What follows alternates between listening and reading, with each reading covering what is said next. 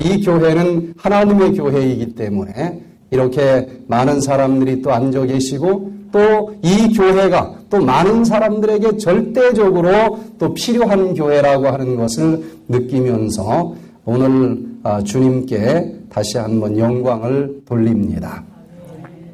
2000년 전에 예수님께서 이 땅에 오셨을 때 크게 신학자들은 세 가지 사역을 했다고 이야기를 합니다.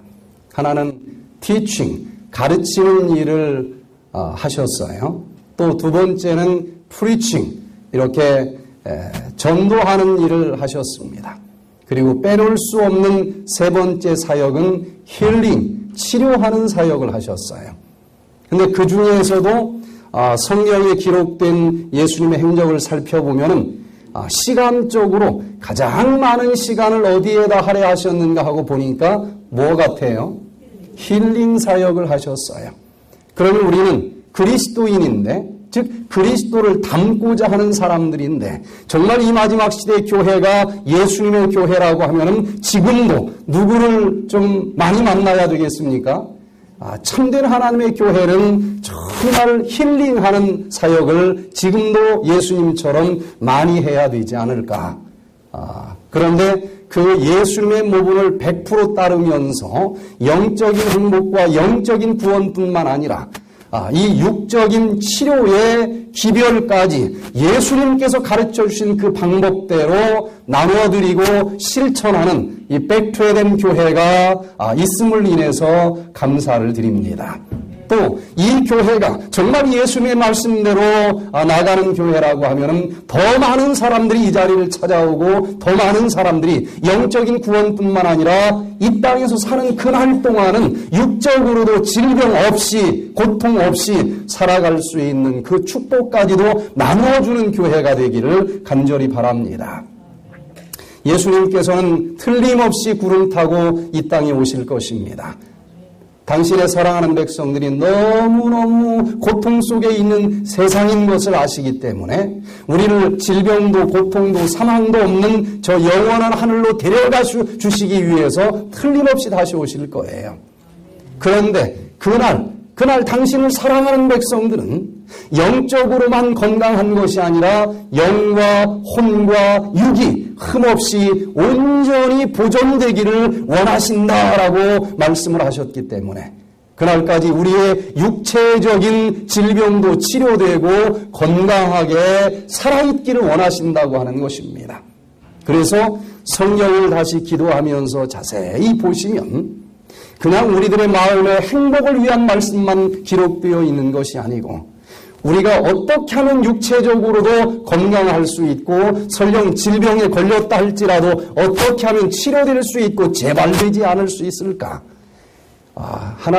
예수님의 말씀 속에는 놀랍게도 여기에 필요된 모든 힐링 코드가 담겨져 있다고 하는 것을 보게 됩니다.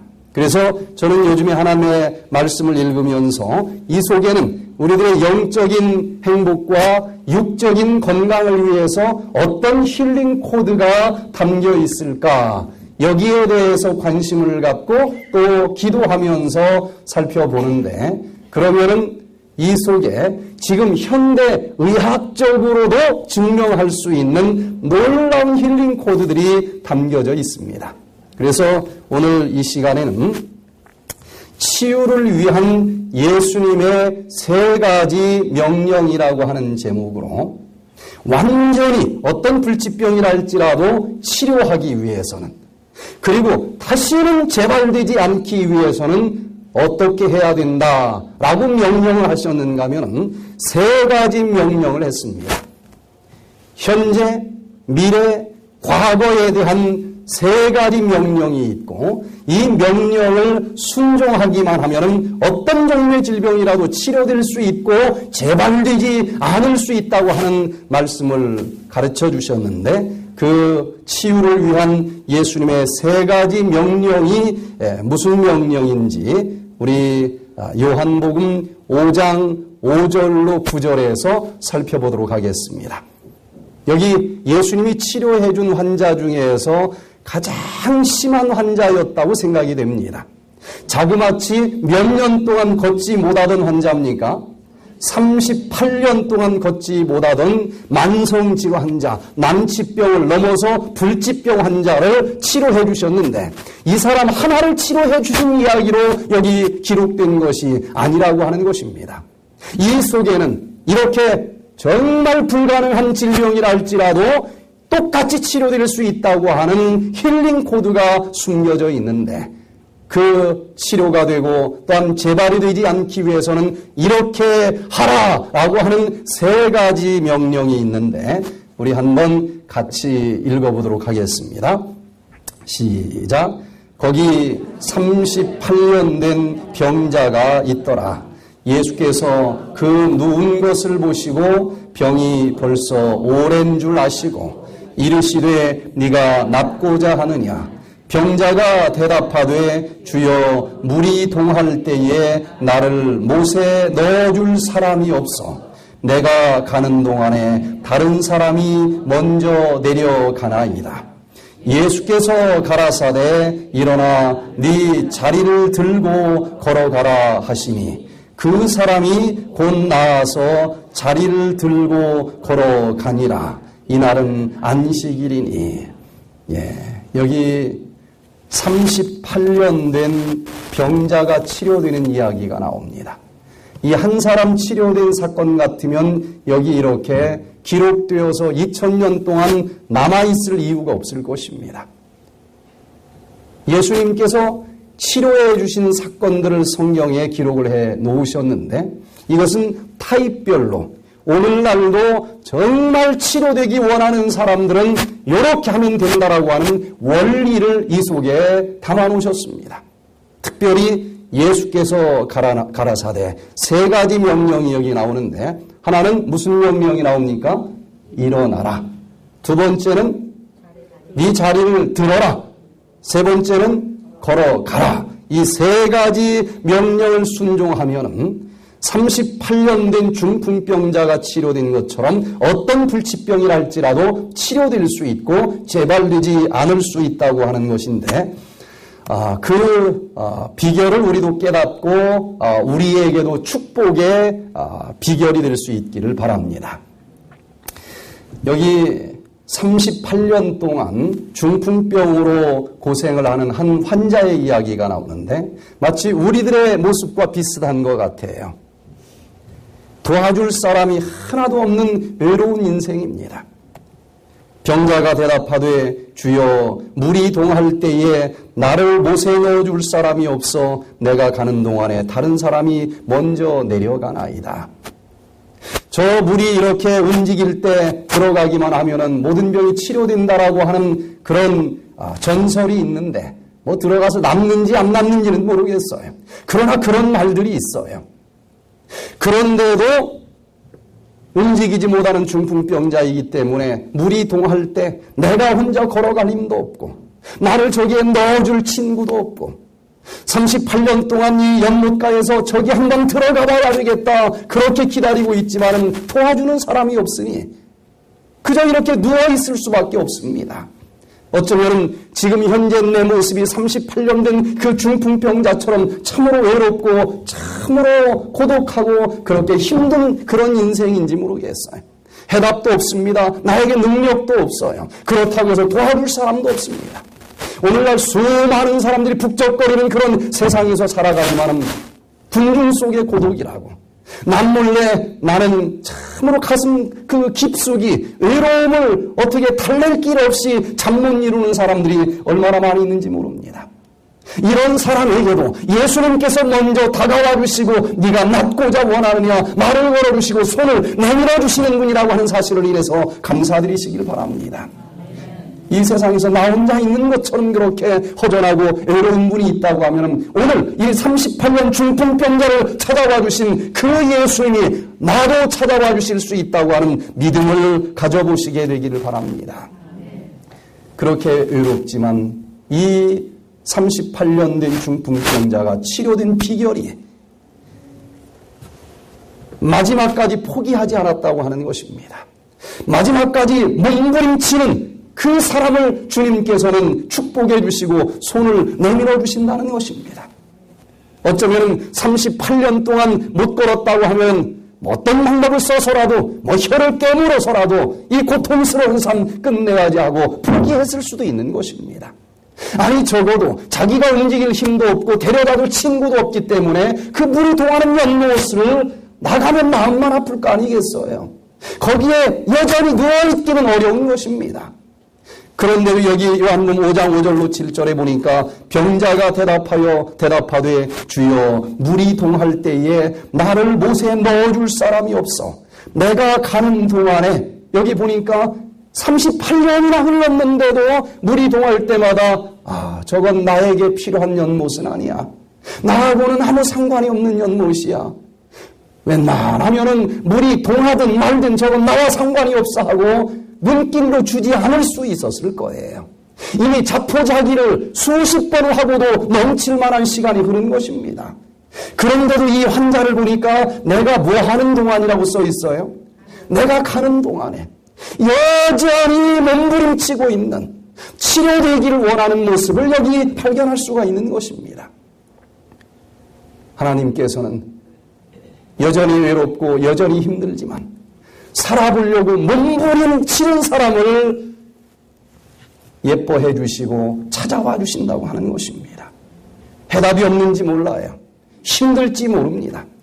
그러나 오늘 여기 나왔다고 하는 이유는 뭔가 그래도 살아보겠다고 하는 그 몸부림으로 여기까지 온 것 아니겠습니까? 그런 마음을 가지신 분을 주님께서는 손을 내밀어 주시고 또한 해답을 주신다고 하는 사실을 인해서 감사드리고 오늘 우리에게 그 축복의 날이 될 수 있게 되기를 간절히 바랍니다. 예수님께서는 어떤 방법으로 치료를 해주셨을까? 고정관념을 깨트린 아주 특별한 방법으로 치료를 해주셨습니다.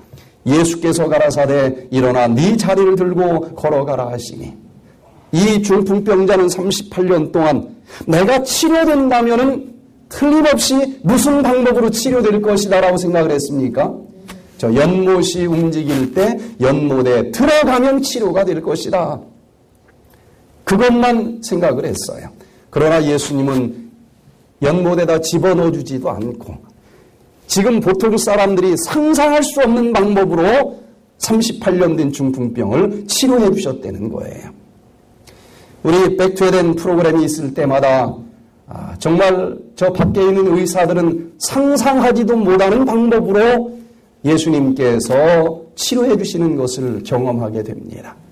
무슨 특효약을 발라주는 것도 아니고 무슨 새로 개발된 약을 주사로 놔주는 것도 아니고 의사들은 이해할 수 없는 그런 예수님만의 방법으로 치료를 해주시는데 여기 38년 된 이 환자에게 치료해 준 에너지는 어떤 진흙을 갖다 발라주는 수치료나 무슨 이 차콜 반죽을 갖다 붙여주는 것이나 진흙을 갖다 붙여주는 것이나 똑같은 효과가 있습니다.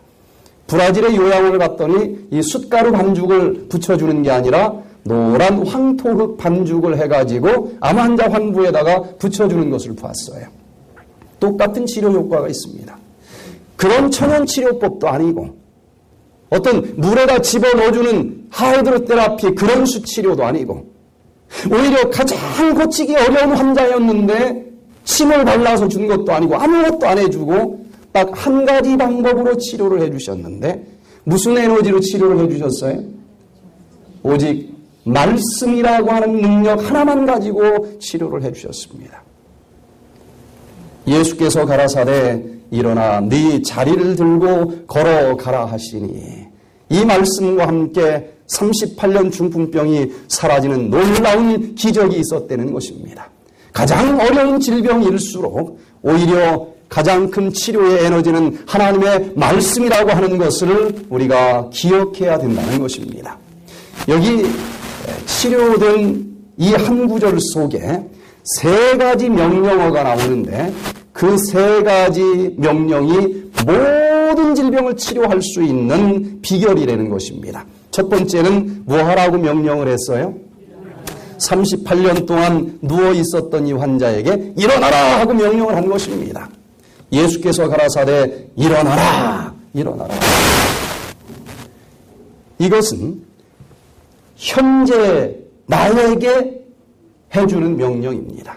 현재를 향한 명령인데 일어나라. 지금 누워있지 말고 뭐 하라는 거예요? 일어나라는 것입니다. 지금 그 질병 때문에 어떤 통계를 믿으면서 이건 불치병이래, 이건 치료가 안 된대, 이렇게 누워있을 게 아니고 얼마든지 예수님을 만나기만 하면 치료될 수 있으니 이제 더 이상 누워있지 말고 일어나라는 것입니다. 이 예수 그리스도의 말씀을 믿음으로 받아들여 보시게 되기를 바랍니다. 그 말씀의 능력을 믿고 받아들이기만 하면 어떤 종류의 암이든지 어떤 종류의 질병들이든지 다 그 자리를 뿌리치고 일어날 수 있도록 하나님께서 만들어 주셨다고 하는 것입니다. 이것을 로고스 테라피라고 합니다. 하나님의 말씀, 로고스, 오직 말씀으로만 치료하는 것, 로고스 테라피. 이 백투에덴의 여러 가지 치료 에너지 중에서 가장 파워풀한, 아니 모든 에너지가 된다고 하면 바로 로고스, 말씀에 의한 치료입니다.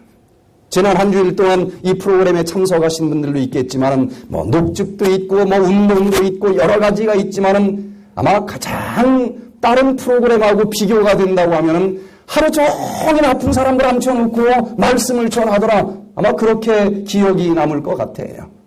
그 말씀이 가장 큰 치료의 에너지이기 때문에 그렇습니다. 사복음을 영감적으로 주석을 한 시대의 소망에 보면은 이 부분을 이렇게 주석을 해놓고 있어요.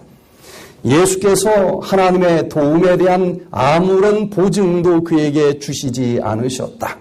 그 사람은 멈추어 의심하여 그가 나을 수 있는 유일한 기회를 놓칠 수도 있었다. 그러나 그는 그리스도의 말씀을 어떻게 했습니까? 믿었으며 그 말씀에 입각하여 행동하자 힘을 얻었다. 예수님이 일어나라 그랬는데 아니 들어서 저기다 던져주기나 하지. 아니 지금 내가 몇 년 동안 못 걸었어요? 38년 동안 못 걸었는데 제가 13년 동안 못 걸은 환자는 만나봤어요. 뼈에다 얇은 가죽만 얹어놓은 것 같아요. 종아리 근육이 하나도 없습니다. 그러니 38년을 못 걸었으면 뭐 오죽하겠습니까? 뇌신경이 멀쩡하다고 해도 물리적으로 일어설 수가 없어요. 아니 그런 사람에게 일어나 걸으라고 하는 게 말이 되느냐 이거예요. 그때 일어나 보려고 꿈틀거리는 것만 해도 이건 굉장한 믿음이 필요한 것 아니겠습니까? 그런데 이 38년 된 중풍병자는 예수님께서 일어나 명령했을 때에 흥하고 그냥 콧방귀 낄 수도 있었을 것 같아요. 그런데 일어나라고 하는 말을 믿고 일어나려고 힘을 줬더니 놀랍게 두 다리에 찌직찌직 하면서 파워가 들어가고 일어설 수 있었다고 하는 것입니다.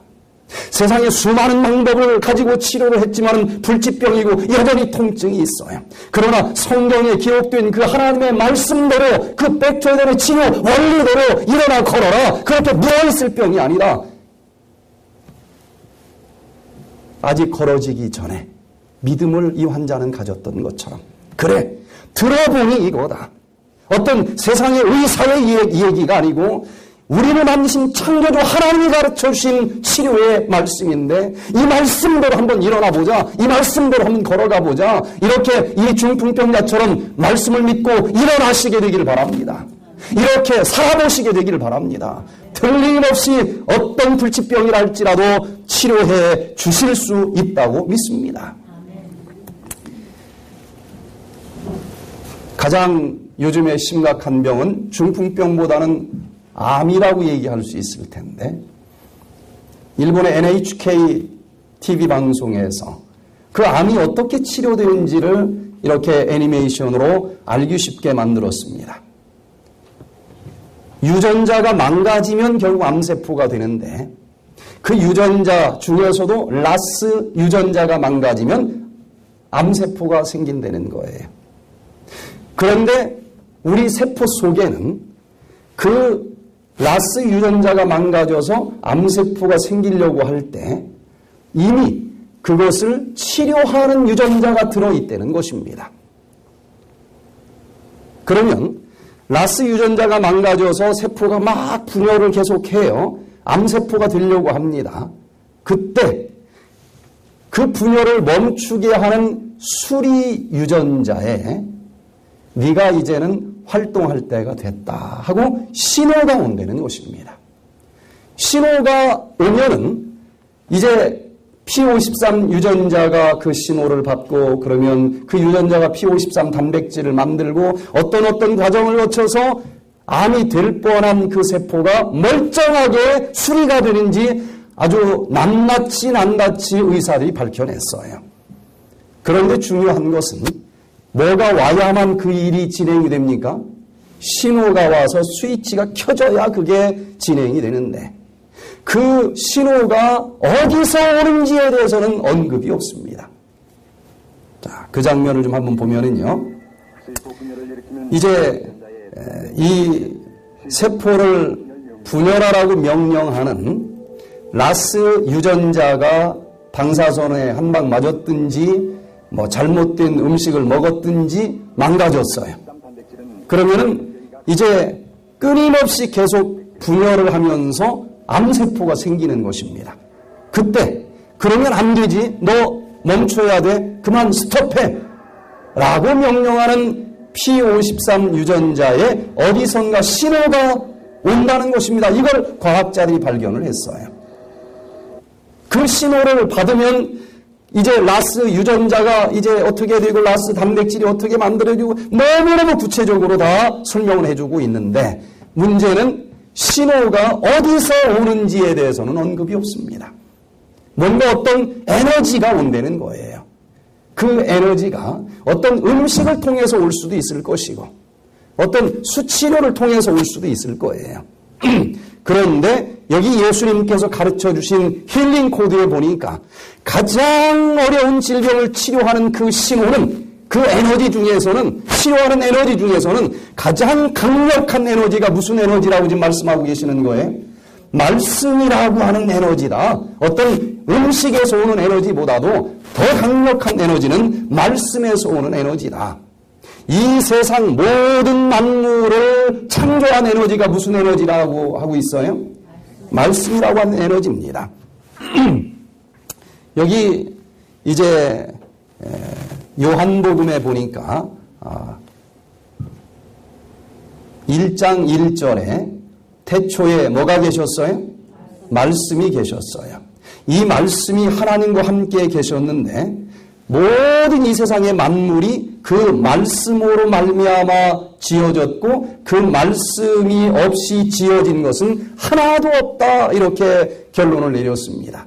창세기 1장에서도 이 세상 모든 만물을 만든 에너지는 무슨 에너지였습니까? 가라사대 예수님이 그냥 말씀하면 다 만들어진 거예요. 그러니 지금 우리가 고장났을 때 아무것도 없는 상태에서 만든 에너지도 말씀인데 그 뭐 유전자 조금 고장났을 때 너 스위치 켜줘라 라고 오는 그 에너지는 어떤 에너지가 가장 강력하고 가장 확실하겠어요? 나를 만든 그 말씀이라고 하는 에너지여야 되지 않겠습니까? 그래서 이 하나님의 말씀으로 치료한다고 하는 치료법 이게 저는 로고스 테라피라고 이름을 붙여봤어요. 말씀, 로고스, 이 로고스 되시는 말씀 되시는 그분이 힐링 코드에다가 선포하신 그 말씀으로 치료가 될 수 있고 그 잠자고 있던 유전자가 깨어날 수 있다. 그런데 똑같은 말씀을 들었는데도 치료되는 사람이 있고 치료 안 되는 사람이 있으니 이건 어떻게 된 것인가? 지금 이 공간에 여러 에너지가 떠다닙니다. 그런데 텔레비전이 그 에너지를 딱 받으면 그림이 나와요. 마찬가지로 예수님께서 일어나 걸어라 하고 말씀을 했는데 그걸 받으면 나도 일어나 걸을 수 있는 거예요. 그런데 텔레비전하고 사람의 차이점이 있습니다. 텔레비전은 그냥 전파를 딱 주면 무조건 받아들이게 돼 있어요. 피동적으로 받아들이는 것 외에는 선택의 여지가 없습니다. 근데 이 사람의 뇌세포는 텔레비전하고는 달리 내가 그걸 받아들일지 안 받아들일지 누가 선택할 수 있도록 만들어 놨습니까? 내가 선택할 수 있도록 만들어 놨기 때문에 아무리 하나님이 일어나 걸으라고 했어도 이 중풍병자가 흥하고 안 받아들이면은 그 말씀은 능력을 발휘할 수가 없는 거예요. 히브리서 4장 2절에 보니까 저희와 같이 우리도 복음 전함을 받은 자이나 그러나 그 들은 바 말씀이 저희에게 유익되지 못한 것은 듣는 자가 믿음을 화합지 아니함이니라. 아무리 말씀을 줬어도 아무리 들었어도 그 믿음과 뭐하지 아니하면 화합하지 아니하면 아멘하고 그 믿음을 내 것으로 받아들이지 아니하면 유익이 되지 못한다. 치유의 기적은 일어나지 못한다. 그러니 여러분 이 세상 모든 만물을 만드신 그 창조주 하나님의 말씀을 거절하지 마시고 이 중풍병자처럼 아멘하고 받아들이시며 믿음이 싹 틀 수 있도록 화합하시게 되기를 바랍니다. 그때 기적이 일어납니다. 그 말씀은 어떤 것이라도 가능하게 할 수 있는 창조의 말씀인 것입니다. 그러니 이 말씀을 아멘하고 받아들이시고 아무리 불치병이라 할지라도 내가 한번 이 말씀대로 살아봐야 되겠다. 내가 치료될 수 있어 하고 믿음으로 일어나 한번 힘을 줘보시게 되길 바랍니다. 그때 기적이 일어나고 들것에 실려왔었던 암 환자들이 첫 번째 해야 될 것은 지금 현재 그대로 죽는다고 유서나 쓰고 있지 말고 일어나라. 이 말씀을 아멘. 이 말씀대로 순종하면 내가 살 수 있겠다 하면서 그 말씀을 받아들이는 것이 첫 번째 해야 될 일입니다. 예수께서는 그대가 완쾌됐다고 느껴질 때까지 기다리지 말라. 그의 말씀을 믿으라. 그리하면 그 말씀이 이루어질 것이다. 그대의 의지를 그리스도의 편에 두라. 그를 섬기고자 뜻을 세우고 그 말씀에 의지하여 행동할 때에 그대는 힘을 얻을 것이다. 고혈압. 저 병원에서는 죽을 때까지 뭐 하라고 그래요? 약을 먹어라 그러는데 여기 예수님 말씀 들어보니까 그건 생활이 잘못돼서 생긴 병이래. 그러니 성경에서 너 요렇게 살아야 된다라고 내가 말씀하신 그대로만 살고 한번 걸어가봐라 이렇게 말씀을 하셨어요. 그럼 재보니까 아직도 혈압이 정상이 아니야. 그래도 어떻게 하라는 거예요? 예수님 말씀을 믿으시게 되기를 바랍니다. 중간에 올라가든 내려가든 70년 동안 잘못 살아온 생활이 일주일 내가 좀 생활 바꿨다고 바꿔지는 건 좀 로또 정신 아닙니까? 그거는? 안 그래요? 그러나 아주 냉정하게 생각을 해보세요. 70년 동안 거꾸로만 먹고 살았어. 들어보니까 그런데 한 3, 4일만 요걸 예수님 말씀대로 먹을 걸 바꿔봤더니 혈압이 쫙 내려가네. 이 정도면 충분한 증거 되는 거 아니겠습니까? 여러분 그 뇌졸중 이 중풍병 환자가 38년 동안 못 걸었는데 그날 한번 일어나라 했더니 딱 일어나니까 잠깐 근육이 하루 만에 다 생겼을까요? 비틀거리면서 걸었을 거예요. 그러나 이 정도면 내가 충분히 확신을 합니다. 하고 계속 걸을 때 근육이 생긴 것 아니겠어요? 혈압이 올라가고 내려가고 합니다.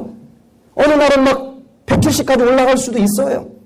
그러나 적어도 이 일주일 동안 예수님 말씀대로 잠깐 올케에게 끌려왔든 어쨌든 하여튼 해보니까 이게 효과가 있어. 그럼 적어도 이 방향이 맞다고 하는 건 내가 확신해야 되지 않겠어요? 그 정도 믿음은 가져야 되지 않겠습니까? 중간에 올라갔든 내려갔든 사람이 그까짓 거 해봤자 소용없어. 아무리 속삭여도 믿음을 가지고 일어나시게 되길 바랍니다. 더 이상 죽지 마세요. 이게 예수님의 명령인 것입니다. 이제는 일어나 머리를 들고 하늘을 바라보시길 바랍니다. 자리를 바라보지 마시고 이런 일이 되기를 시작하거든 일어나 머리를 들라. 너희 구속이 가까워왔느니라 하시니라. 여러분 지금은 예수님께서 구름 타고 오실 만한 때가 된 거예요. 이제 그날까지 예수님께서는 우리가 온 몸과 혼과 영이 흠없이 온전히 보존되기를 원하신다고 그랬으니까 요거 씻어낸 날도 그렇게 많이 남아있는 것이 아닌 것입니다. 고혈압 당뇨를 가지고 있는 분이 이 성경의 말씀대로 살아보면은요 틀림없습니다. 올라가고 내려가고 하지만 전체적으로 계속 내려가게 돼 있어요. 시간이 필요합니다. 70년 동안 거꾸로 살아온 삶을 하루 이틀 만에 생활 바꿨다고 해서 이게 좋아지겠어요? 그러나 틀림없이 좋아집니다. 시간이 많지 않아요. 이제는 일어나서 저 하늘을 바라보시길 바랍니다. 주님을 맞이할 만한 이 준비가 되어야 되지 않겠어요? 내 마음도 이제는 정결하게 좀 씻어보고 내 몸도 정결하게 씻어보고 그러면서 예수님 오시는 그날 정말 정결한 처녀로서 아멘 내가 주님을 얼마나 기다렸는지 모릅니다 하고 좀 영접하기 위해서 준비할 만한 때가 되지 않았습니까? 땅만 바라보지 마시고 일어나서 이제는 예수님 얼굴을 한번 바라보시기를 바랍니다. 믿음의 주요 또 온전케 하시는 이인 예수를 바라보자. 저는 그 앞에 있는 즐거움을 위하여 십자가를 참으사 부끄러움을 개의치 아니하시더니 하나님 보좌 우편에 앉으셨느니라. 이제는 다른 것 쳐다보지 말고 누구만 바라봐요? 일어나 예수님만 바라보시길 바랍니다. 중간에 자꾸 동창이 또 자기 얼굴 좀 보라고 그래요. 아이고 잘 먹은 귀신이 뭐 때깔도 좋대더라. LA 갈비 요거 먹고 뭐 무슨 재미로 살아. 아니 커피도 먹지 말라니 이게 말이 돼. 그러나 그 동창 얼굴 쳐다보지 마시고 일어나서 누구 얼굴만 봐요? 예수님 얼굴만 보시길 바랍니다. 이게 살 수 있는 비결이에요. 이 알렉산드르 듀마라고 하는 사람이 몬테크리스토 백작이라고 하는 책을 썼는데 그 책에 이런 이야기가 있습니다. 이 에드몬드 당테스라고 하는 이 배선원이 있었는데 그 친구가 자기 약혼녀를 뺏어가려고 모함을 했어요. 그래가지고 억울하게 이프라 섬이라고 하는 감옥에 갇혀서 14년 동안 감옥 생활을 합니다. 이건 뭐 완전히 누명을 뒤집어 썼으니 얼마나 억울하겠어. 그 섬에서 이 약혼녀도 뺏기고 그냥 14년 동안 여기 있으니 얼마나 억울하겠어요. 처음에는 노력도 했지만 이제 나중에는 하나님 같은 것도 없는 것 같아. 이제 하나님도 안 믿어. 그런데 그 감옥에서 파리아라고 하는 신부님을 만납니다. 노인입니다. 그래서 둘이 있으면서 계속 여러 가지를 배우고 영향을 받아요.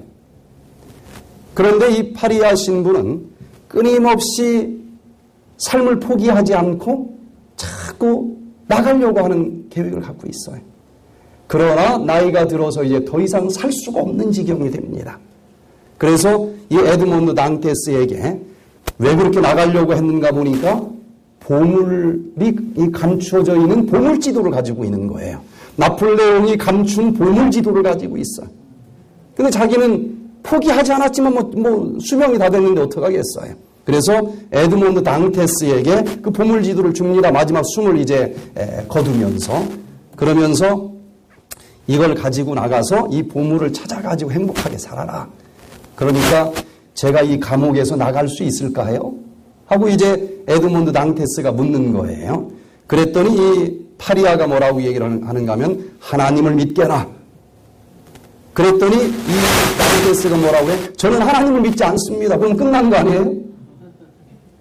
여러분 같은 뭐라고 대답을 해줄 수 있겠어요? 하나님만 해답인데 나는 하나님을 못 믿겠다는 거예요. 안 믿어진다는 거예요. 그랬더니 이 신부님이 뭐라고 대답을 했는가 하면 그것은 상관없네. 하나님이 당신을 믿으니까. 네가 하나님을 안 믿는 건 상관없어. 하나님은 너를 믿으니까. 이 말이 이 당테스에게 힘이 됐어요. 나는 안 믿어져도 하나님이 나를 믿는다는데 무슨 상관이 있습니까? 내가 지금 누워있고 나는 도저히 일어날 수 없을 것 같아. 그래도 예수님이 일어나라 얘기하는데 예수님이 일어날 수 있다고 믿어주는데 무슨 상관이 있느냐 이거예요. 이 말에 포기하지 않고 결국은 방법을 찾고 있는데 파리아 신부가 죽었어요.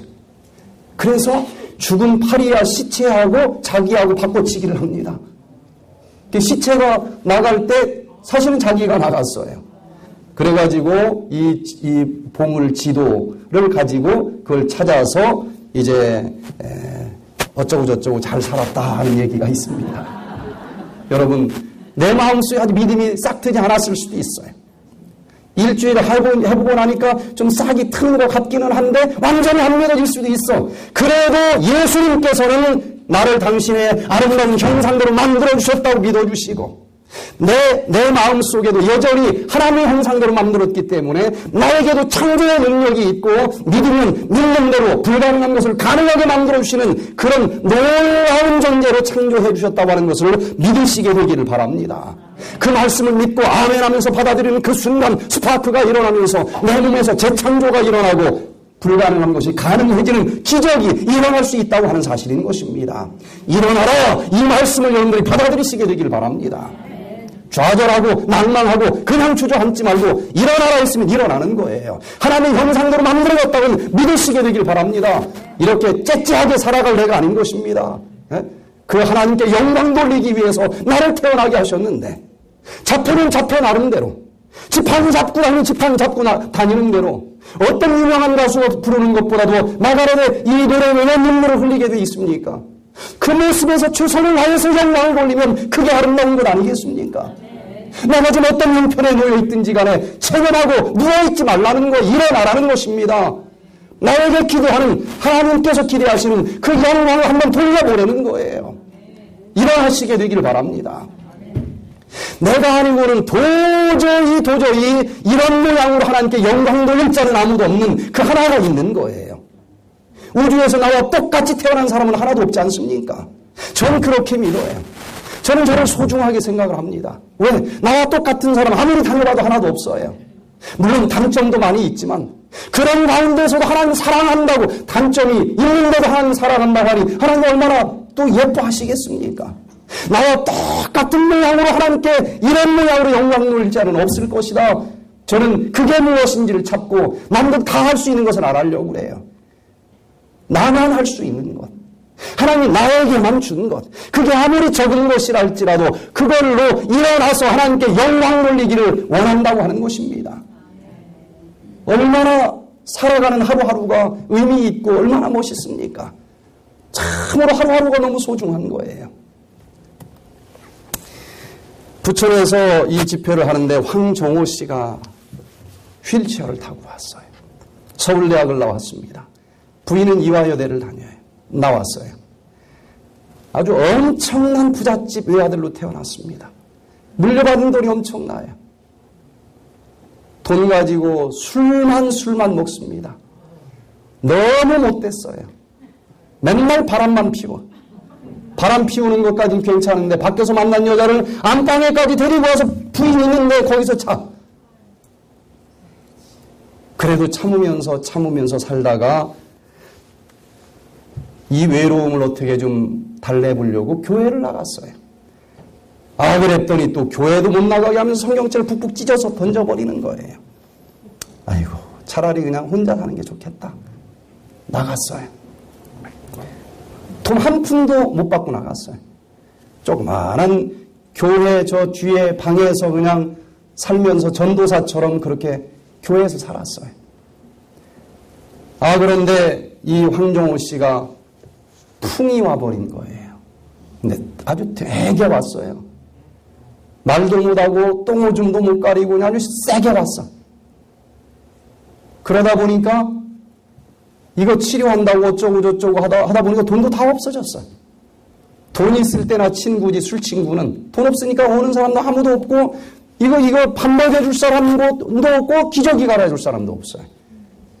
이걸 들었어 이 여자분이. 그래도 예수 믿는 이 죄 때문에 아이고 저대로 두면 그냥 죽겠구나 해서 다시 또 들어간 거예요.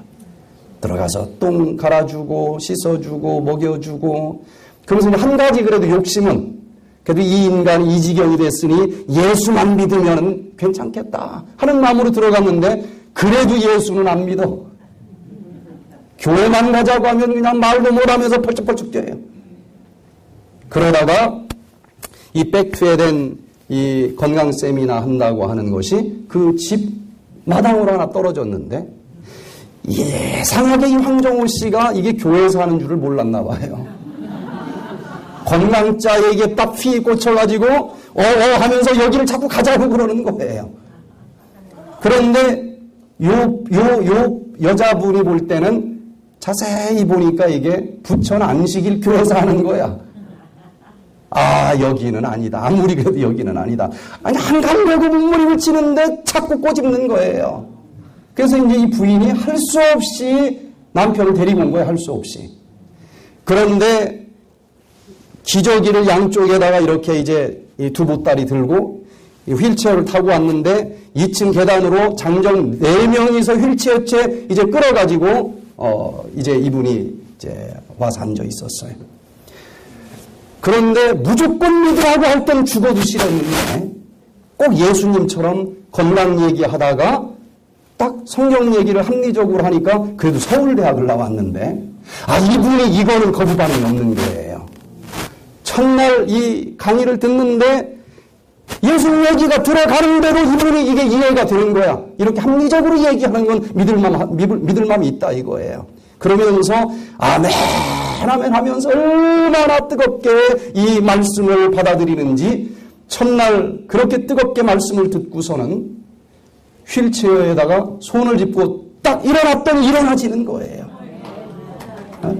그날부로 기저귀를 다 빼 던져버렸어요.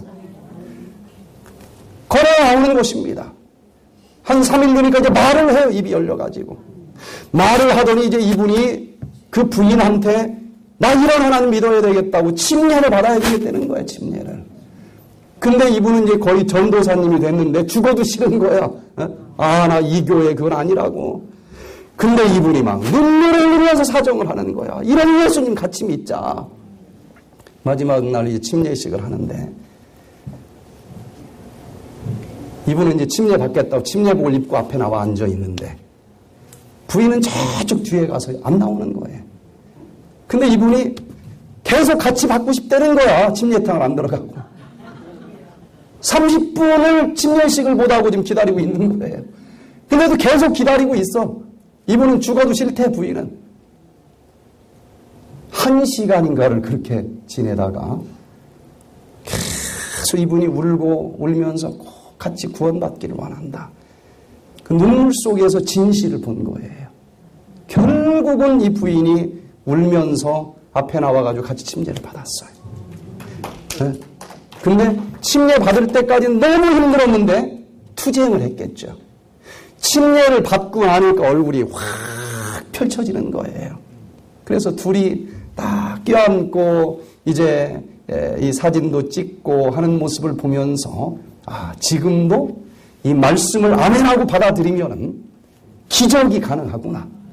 여러분 이 말씀을 아멘으로 받아들이시고 일어나시게 되기를 바랍니다. 두 번째 명령은 자리를 어떻게 하라고 그랬어요? 치워라. 일어나 네 자리를 들고 그랬는데 원어를 보면은요. 이 들고라고 하는 헬라어 원어가 아이로라고 하는 단어를 썼어요. 아이로. 요거는 raise up, 들어라 이런 뜻도 되지만 take away, 치워라 이런 뜻도 됩니다. remove, 제거해라 이런 뜻도 돼요. 그러면 예수님께서 일어나라 했는데 38년 동안 누워있던 이 자리를 만약에 들고 한다면 뭐 하라는 얘기입니까? 어떤 사람은 요거 들고 이제 그 다음 또 중풍병자 또 눕게 하라. 근데 뭐가 좀 앞뒤가 안 맞는 것 같아요.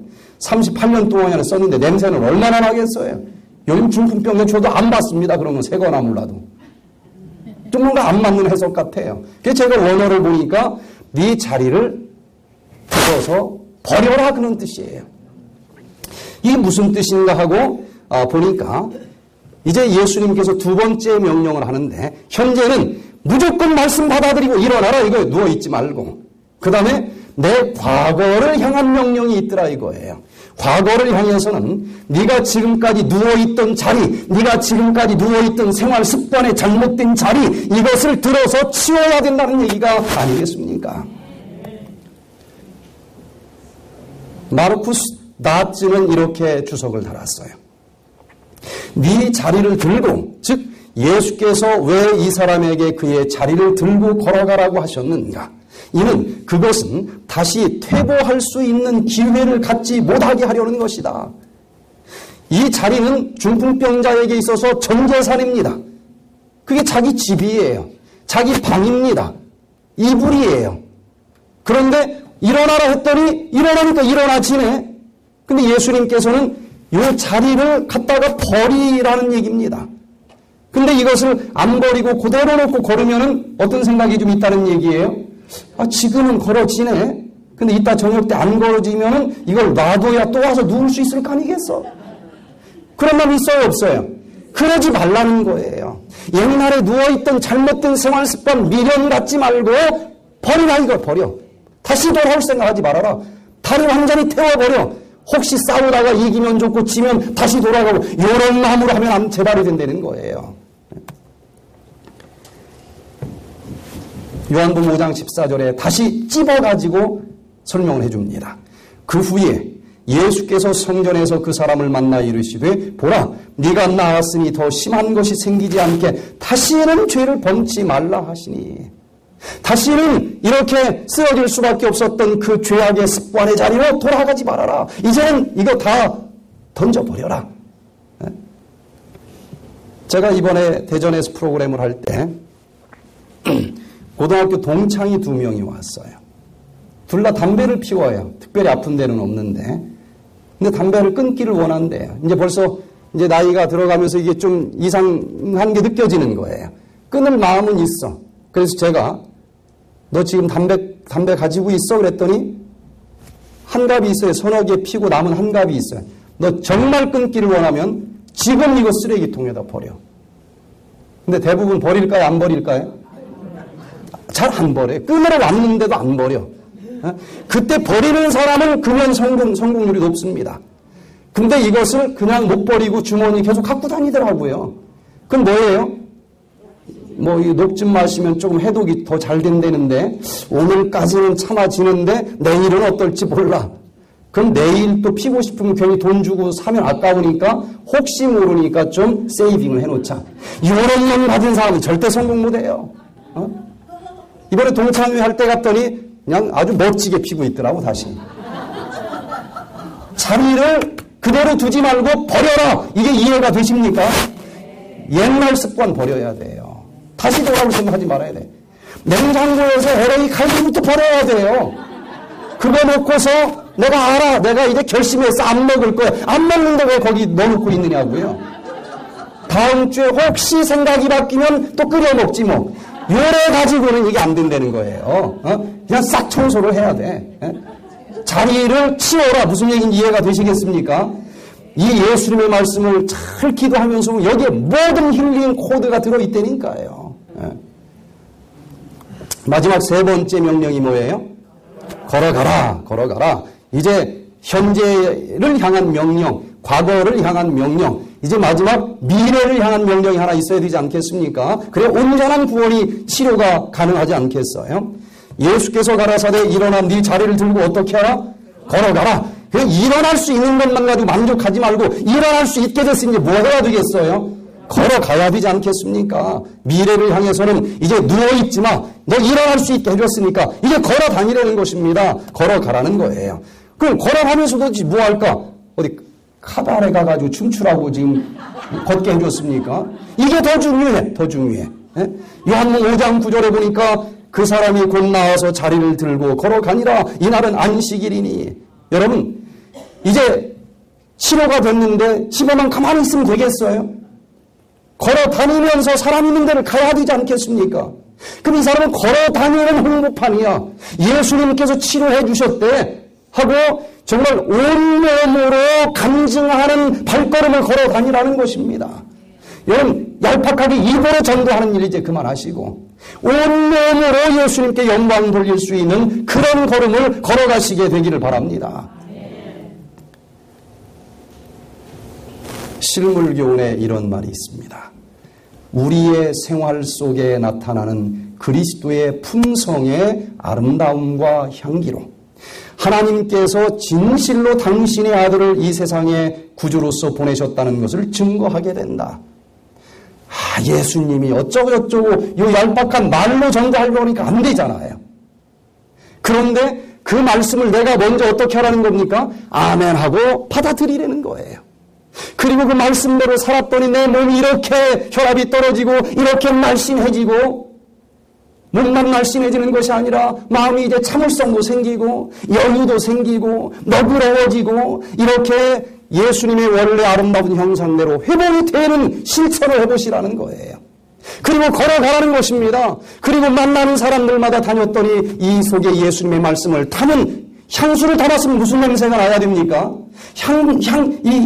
향기가 나야 되지 나도록 돼 있는 것 아니겠어요? 말로 굳이 표현을 안 해도 뭔가 얼굴이 너무 좋아졌어. 너 뭐했니 도대체? 얼굴에다 뭐했어? 먼저 물어봐요. 또 도대체 너를 이렇게 변화시켜 주는 게 뭐야? 저는 대학 2학년 때 예수를 딱 믿고 친구들이 다 술친구이기 때문에 맨날 술집에서 만나자고 그래요. 그래도 저는 갔습니다. 거절 안 하고 갔어요. 술집에 가는데 술은 마셔요? 안 마셔요? 안 마셔. 안 마시고서 그냥 너무 민망할까봐 그냥 박자만 맞춰주고 있는 거예요. 한마디도 예수님에 대해서 얘기를 해요. 술자리에서 무슨 예수 얘기를 합니까? 그런데 한 30분, 1시간 그냥 앉아있는 것 뿐이에요. 기도하면서. 그러면은 꼭 질문을 해. 꼭 내가 먼저 예수는 얘기 안 해도 야, 너 어떻게 담배 끊게 됐어? 너 술 생각 안 나? 뭐가 이렇게 너를 변화시켜 준 거야? 그러면 이제 자기가 몸소 깔았으니까 제가 얘기해도 욕은 안 할 거 아니겠어요? 그럼 이제 4시간 이제 설교장이 되는 거예요. 4시간. 여러분, 말로 전도하는 것보다는 진짜 예수님을 내가 아멘하면서 받아들이고 그 예수님 말씀 때문에 말 안 해도 옛날보다 내가 뭔가 달라졌고 얼굴이 뭔가 달라지고 배도 뭔가 달라지고 그럼 뭐 먼저 물어볼 거 아니겠습니까? 변화된 품성으로 예수님을 증거하는 것, 이게 최고의 증거 방법이라 그랬는데 여러분, 우리는 그런 멋진 걸어다니는 예수님의 향수가 될 수 있게 되기를 간절히 바랍니다. 사도 바울은 세상에 사는 동안 하늘의 분위기 속에서 생활했다. 그와 사귀는 모든 사람들은 그리스도와 연결되고 또 천사들과 친교하는 그의 감화력을 느꼈다. 진리의 힘은 바로 여기에 있다. 자연스러운 무의식 중에 끼치는 거룩한 생애의 감화는 그리스도교가 줄 수 있는 가장 강력한 설교이다. 몇 장 몇 절 몇 장 몇 절 해서 싸움밖에 안 일어나요. 이제 그 정도는 다 알아. 하나님, 내가 정말 그 말씀을 먹기 원합니다. 그 말씀대로 순종하기 원합니다. 그 말씀대로 실천하기를 원합니다. 그러면서 이 말씀대로 살았더니 이 하늘의 분위기 속에서 내가 살게 되고 그러면서 말을 하지 않아도 무의식 중에 끼치는 거룩한 생애의 감화는 그리스도교가 줄 수 있는 가장 강력한 설교이다. 걸어 다녀라. 이게 무슨 말인지 알겠습니까? 말을 안 해도 될 정도로 진짜 예수를 만났으니 걸어 다니는 곳마다 홍해바다처럼 갈라지고 걸어 다니는 곳마다 사람들이 그 향기로운 분위기에 취해질 수 있고 나도 좀 가르쳐 줘라. 이렇게 걸어 다니면서 주님께 영광 돌릴 수 있는 온몸으로 간증할 수 있는 발걸음을 걸어 다닐 수 있는 우리 모두가 되시기를 간절히 바랍니다. 그런데 그 걸어 다니는 발로 어디를 갔습니까? 요한복음 5장 14절에 보니까 그 후에 예수께서 성전에서 그 사람을 만나 이르시되 야, 걸어 다니게 했더니 예수님이 술집에서 만났으면 어떻게 될 뻔했어요. 그러면 예수님이 다행히 이 사람을 어디서 만났어요? 야, 성전에서 만났네. 성전에서. 그러니까 걸어 다니게 했더니 제일 먼저 어디를 갔다는 거예요? 성전을 갔어요. 그냥 맨날 아파가지고 누워만 있고 어디 그냥 아무 데도 갈 수 없었던 사람 치료해줬더니 이상한 데로만 자꾸 가는 거야. 이상한 데만. 그 힘이 있으면 매주마다 어디를 가야 돼요? 여기 재충전하러 여기 성전을 와야 되는 거예요. 또 무슨 걸음을 걸어야 돼요? 요한복음 5장 15절에 보니까 그 사람이 유대인들에게 가서 자기를 고친 이는 예수라 하니라.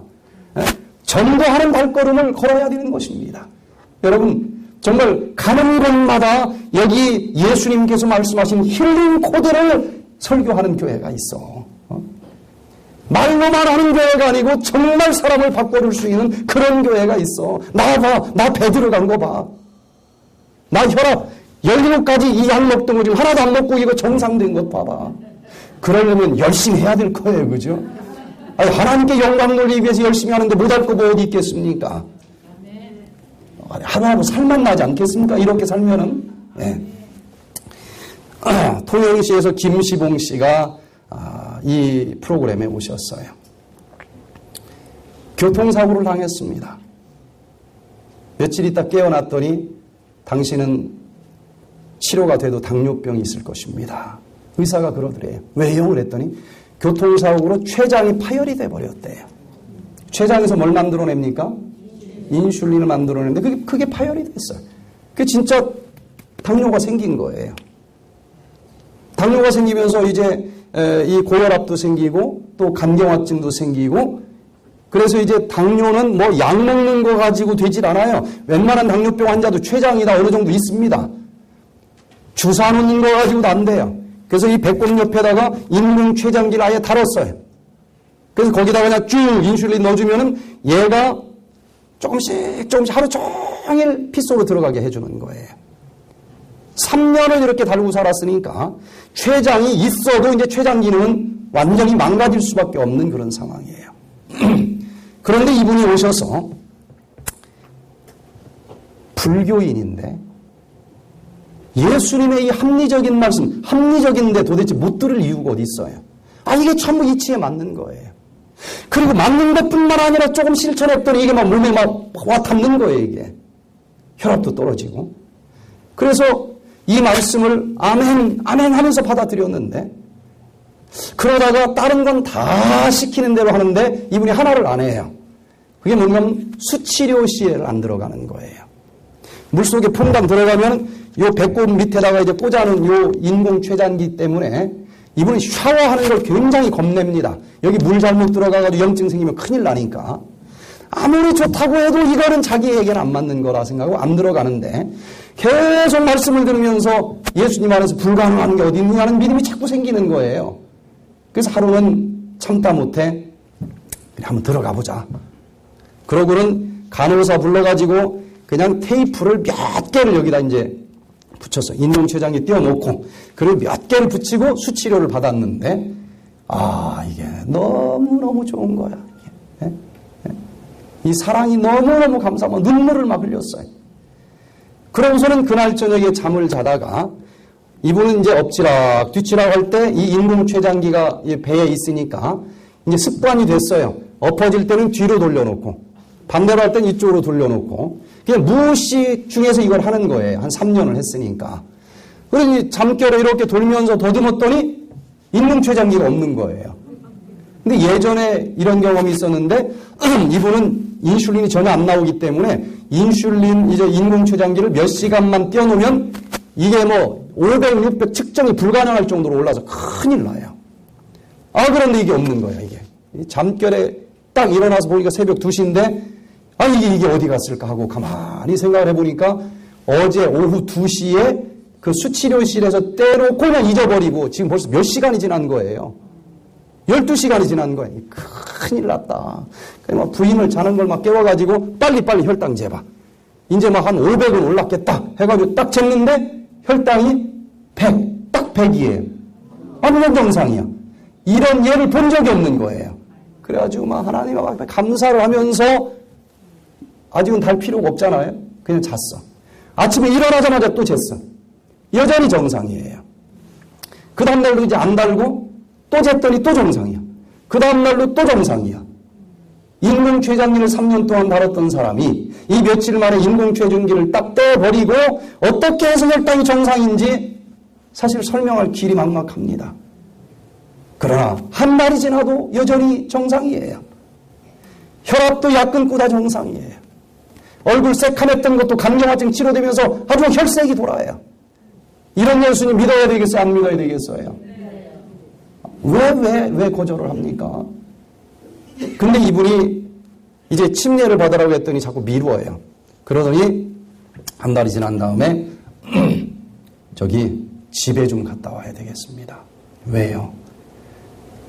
저희 집안 대대로 얼마나 지독한 불교 집안인지 모릅니다. 그래서 아버지 몰래 제가 침례를 받을 수가 없습니다. 가서 아버지에게 얘기를 좀 하고 와야 되겠습니다. 그래 이제 갔어요. 이제 갔다 와서 어떻게 하고 왔습니까? 그랬더니 있는 그대로 아버지에게 얘기를 했대요. 아버지, 내가 가진 이 병이 얼마나 어려운 병인지 아시지요? 의학적으로 얼마나 이게 불편하고 얼마나 힘든 병인지 아시지요? 세상 모든 의사는 인공췌장기 죽을 때까지 달아야 된다고 얘기를 했는데 거기 병원에 가가지고 예수님의 말씀대로 내가 했더니 이걸 지금 떼 던지고 약 한 주먹 다 안 먹고도 완전 영상입니다. 아버지, 저 살아야 되겠습니다. 나 이 예수님 그냥 믿고 따라갈래요. 그랬더니 그 아버지가 얼마나 지독한 이 불교 집안인지 안 돼라고는 말을 못하고 헛기침만 허헉 하면서 아무 말도 안 하시더래. 그래서 저건 받아라라고는 말은 못하지만 저건 그냥 받으라고 한 거나 마찬가지다. 그래가지고 아버지 그렇게 알고 가겠습니다 하고 와서 이제 침례를 받았는데 이분이 이제 침례를 받은 다음에 이게 자기가 이렇게 좋아졌으니 얼마나 기뻐해요. 그 나중에 알고 보니까 정말 돈이 이게 정말 이것만 하면 치료될 사람이 있는데 돈이 없어서 못 올 사람이 있으면은 내가 한 달에 한 사람씩 병원비를 대겠습니다 하고 원무과에다 돈을 내는 거예요. 정말 치료될 수 있는 사람인데 돈이 없어 못 오는 사람 내가 한 달에 한 사람씩 지원을 하겠습니다. 좀 뽑아가지고 데리고 와서 치료해 주세요. 이분이 계속 그렇게 하는 걸 보면서 야, 이 38년 된 중풍병 환자가 치료된 원리나 2000년 뒤에 이 사람이 치료된 원리는 똑같은 것이구나. 치료되면 나타나는 현상들이 똑같은 것이구나. 여러분 여기 우리 이 봉사자들이 그냥 매번 할 때마다 월급도 안 받고 왜 합니까 그거를.